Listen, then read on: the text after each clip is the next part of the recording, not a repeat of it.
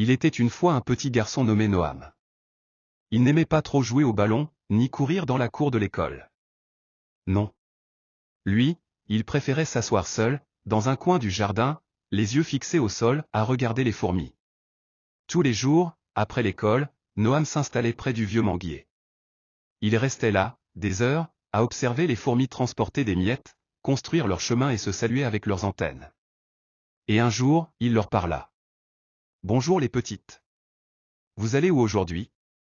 Et à sa grande surprise, il entendit une toute petite voix répondre. « On va chercher de la nourriture pour la reine. Et toi?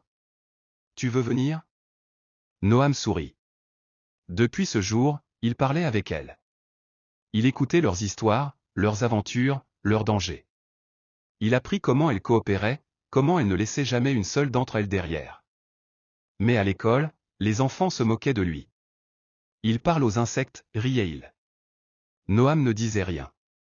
Il préférait le silence des fourmis au bruit des moqueries.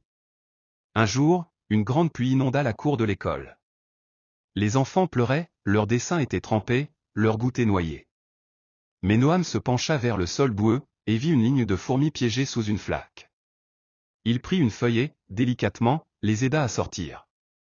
Une par une. Sous la pluie. Les enfants le regardaient, sans comprendre. Mais quelques jours plus tard, un miracle se produisit. Noam était en retard pour un test très important. Il avait perdu son stylo.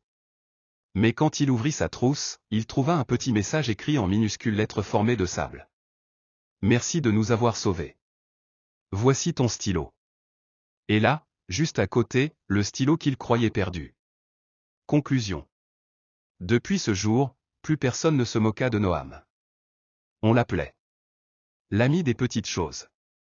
Parce qu'il avait compris une chose que peu d'adultes savent encore. Même les plus petites vies ont une grande voix.